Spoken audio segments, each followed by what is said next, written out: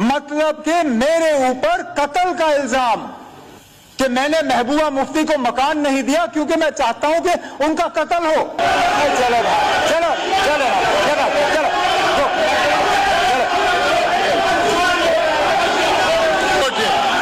No report. इसको वापस ले आया। मैं इसी मुद्दे पे बात करूंगा, डेली वेजेस के मुद्दे पे बात करूंगा। जब हमने सर लैंड बिल लाई, इनने कहा लैंड ग्रैबिंग, लैंड जहाज, इनने कहा लैंड ग्रैबिंग। आज यहाँ से भी खामोशी, यहाँ से भी खामोशी, क्योंकि पावरफुल लोगों की बिल। वहीद परा साहब और उनकी जमात को डेली वेजरों को लेके कितनी हमदर्दी है वो इस चीज से आप तय कर सकते हो। जरा सा भी हमदर्दी नहीं है। चलो चलो चलो स्पीकर साहब, डेली वेजरों को लेके इनकी जमात में कितनी हमदर्दी है वो आपको इस ड्रामा से तय हुआ। इनका ना डेली वेजरों को लेके कोई फिक्र, ना उनके तैन कोई हमदर्दी, ना उनके रेगुलराइजेशन को लेके कोई गर्ज। उनको एक ही गर्ज है कि किसी तरह कल जब अखबार छपे तो अखबार में इनकी तस्वीर होनी चाहिए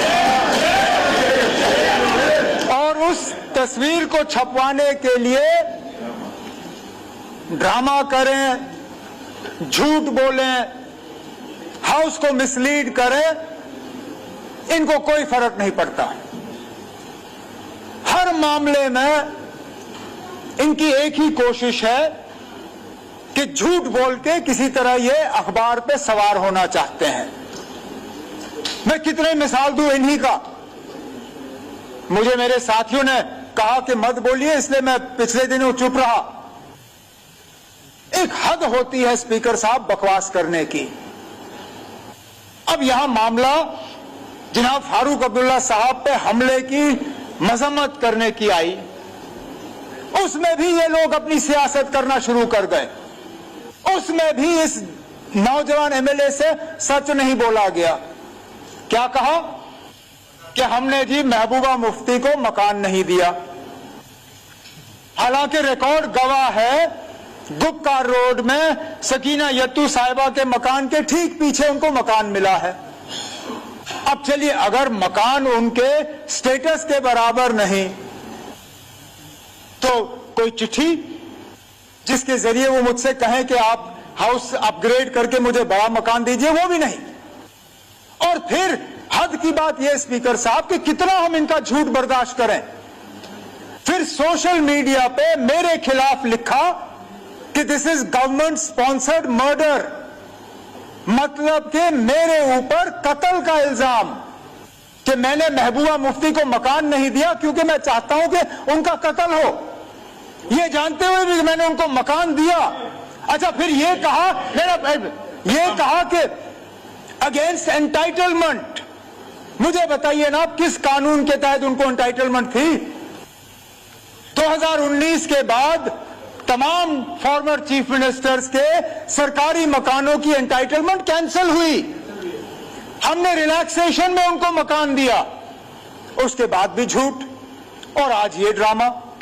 मैंने इसलिए कहा स्पीकर साहब, इनको कोई हमदर्दी नहीं है डेली वेजरों को लेके। अगर वाकई इनको डेली वेजरों को लेके हमदर्दी होती, ये गुलमर्ग की बात नहीं करते। अब चिढ़ गए, अब असलियत सामने आ गई। इनको गुलमर्ग के लोगों की भी कोई हमदर्दी नहीं, इनको लीज जमीन की कोई हमदर्दी नहीं। ये चाहते थे कि मैं तनवीर साहब के प्राइवेट मेंबर बिल को अपोज करूं, उस अपोजिशन को लेके ये शोर करें। शोर का मौका मिला नहीं क्योंकि इनका बिल एडमिट हुआ। अब ये परेशान हुए ना, मैं किस चीज पे शोर करूं? मुद्दा बिल डेली वेजरों को लेके, कागज फेंकता है ये गुलमर्ग की जमीन को लेके। अब इससे आप और मेरे मीडिया के दोस्त अंदाजा लगा सकते हैं कि इनका कोई इरादा यहां पे लोगों की हमदर्दी के करना नहीं था, ना यहां डेली वेजरों को लेके कोई बात करनी थी। सिर्फ और सिर्फ ड्रामा करने का इरादा था چلیے اچھا ہے, چلے گئے, اب ہاؤس چلتا رہے گا. ہم نے اس بل کو اپوز کیا ہے, لیکن یہ کہتے ہوئے جو میں نے طارق گامی صاحب کو اور اس ہاؤس کو ایشورنس دی ہے کہ انشاءاللہ اس فائنینشیل ایئر میں ہم ان کے ریگولرائزیشن کا سلسلہ شروع کر دیں گے.